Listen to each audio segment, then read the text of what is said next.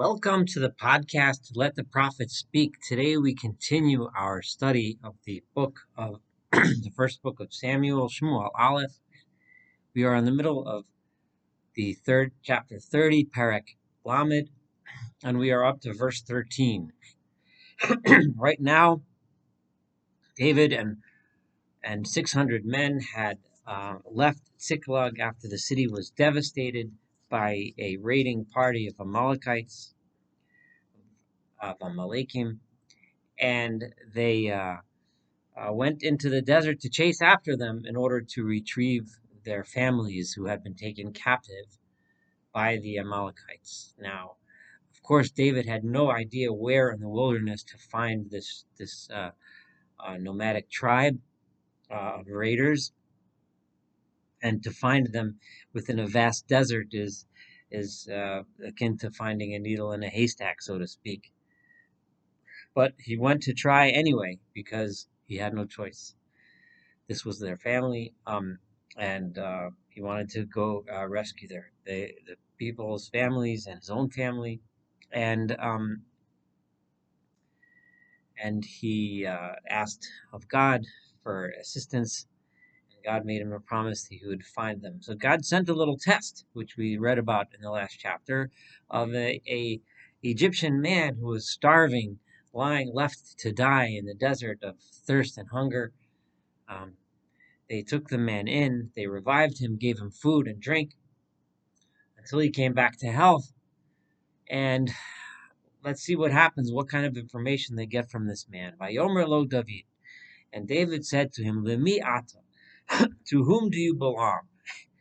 Now, this could mean that it was evident somehow that he was a slave. Um, Maybe he was marked in such a way, or maybe he was wearing some sort of a chain or something that indicated he was an enslaved person. Or Lemiata can mean whom do you belong to, like what tribe, what group.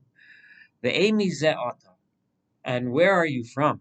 Vayomer, and he said, Na'ar Mitzri Anochi. I am an Egyptian boy, Eved Li'ish Amaleki, and I am a slave to an Amalekite person.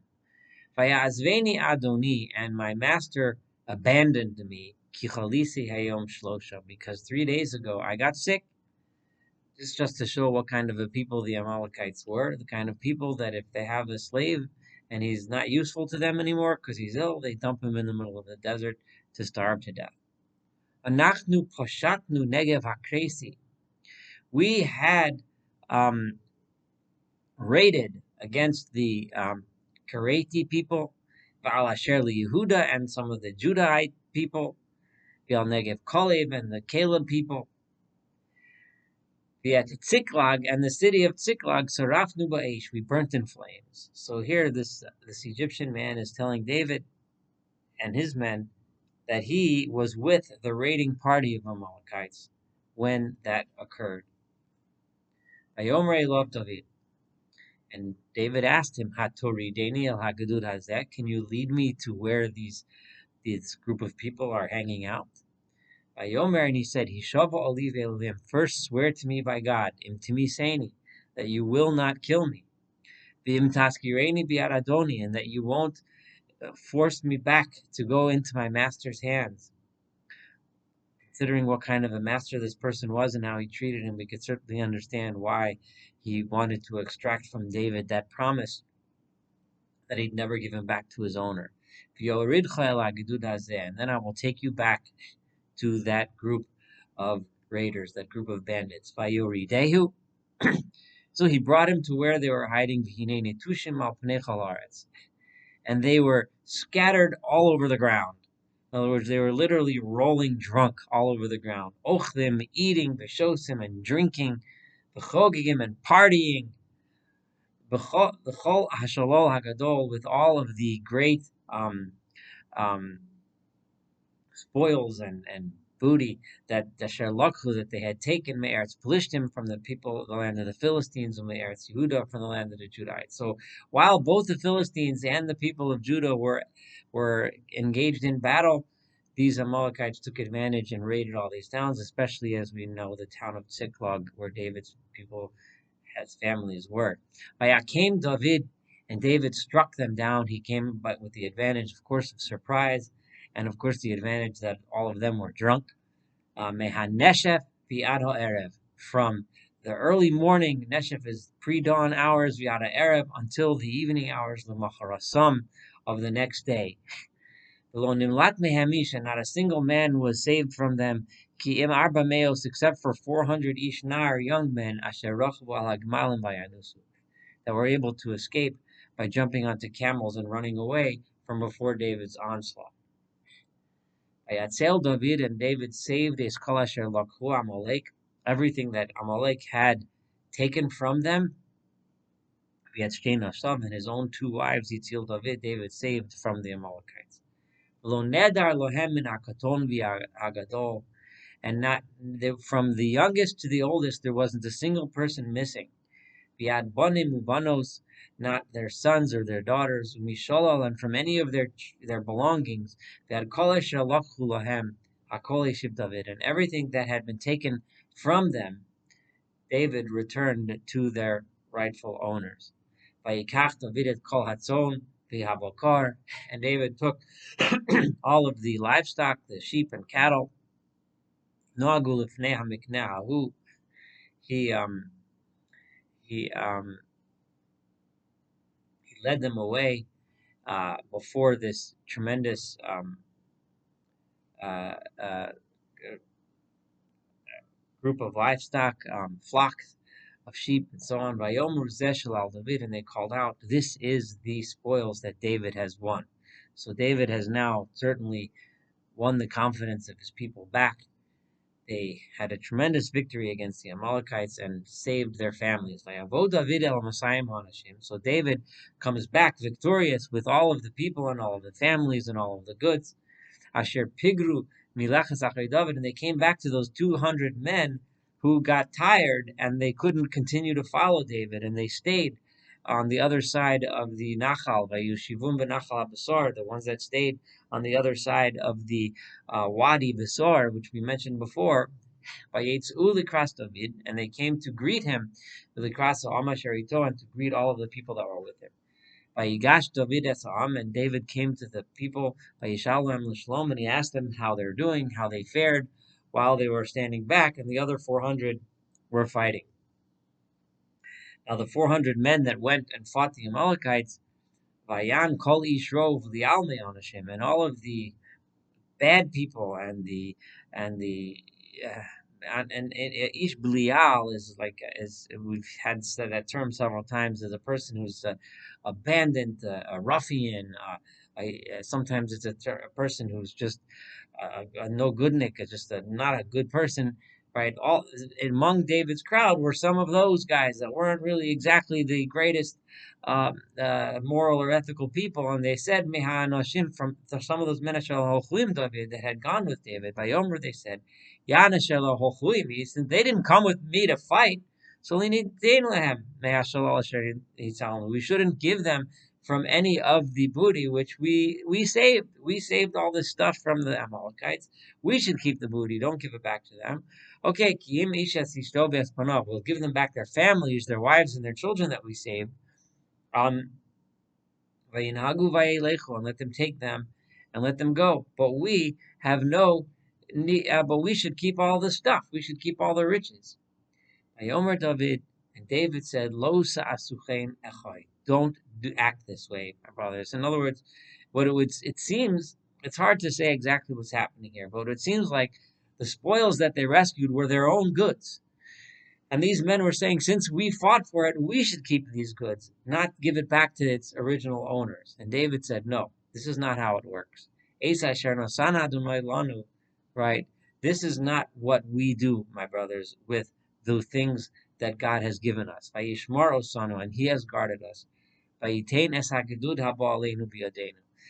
don't take credit for this. We give God the credit for our victory. And by giving God the credit for our victory, we have to act morally, we have to act justly, and we have to give the goods back to their rightful owners. And how could anyone agree with you, you no goodniks, you bad guys, right? How could anyone agree with you and say that this is proper, that this is the right way to do things.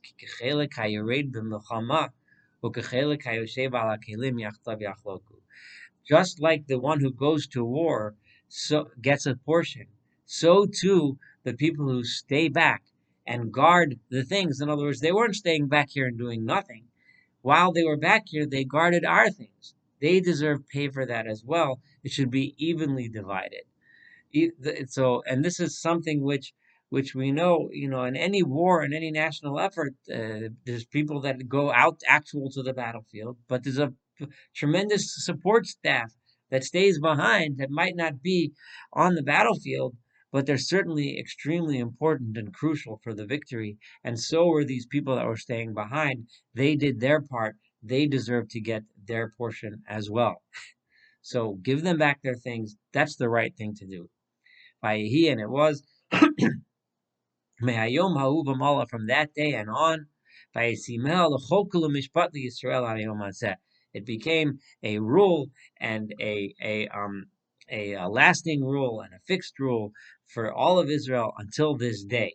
So this is the verses here are speaking about David as if he is the king already, and they're saying, the king David didn't use the term king, but setting a law for all of Israel's history for the future is the kind of thing a king would do, and in this case, a future king would do, and that is that what the people that stay behind deserve to get the benefits of the battle when it's won, as just as much as those that went to fight. Vayavo David al Tziklag. David returned to the town of Tziklag. Vayishalach mehashalol zuknei Yehuda l're'ehu lemar. And he sent some of what had been won to the elders of Yehuda.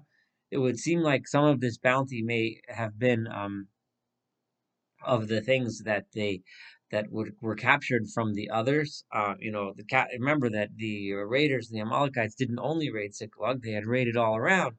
So they had a lot of booty and loot that they had gathered, and they sent it to other elders of other towns in Judah, saying as follows: "Hinei lachem beracha mishalal oyevei Adonai." Here is some blessing from the spoils of the enemies of God.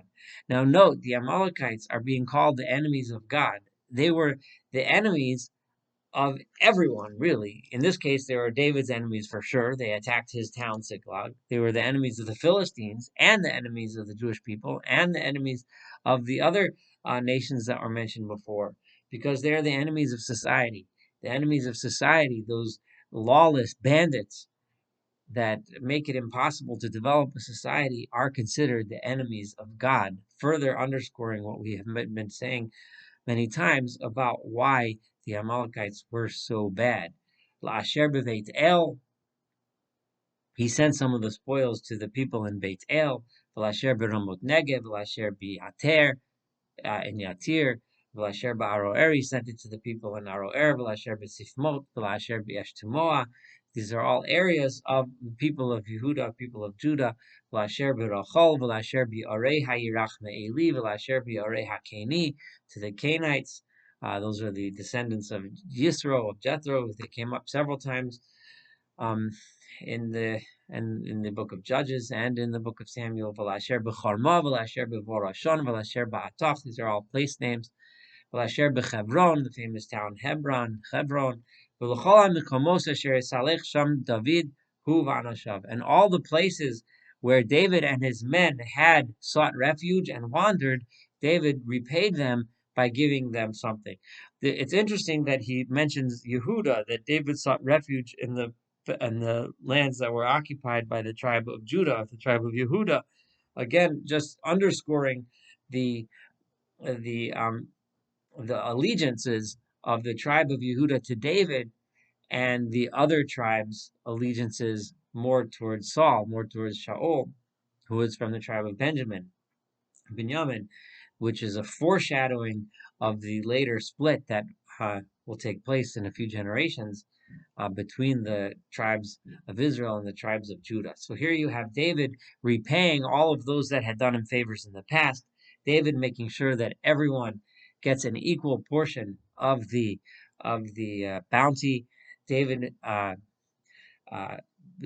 through doing a favor to a dying man in the desert, managed to find the people who caused them suffering, and freeing the captives and freeing their families.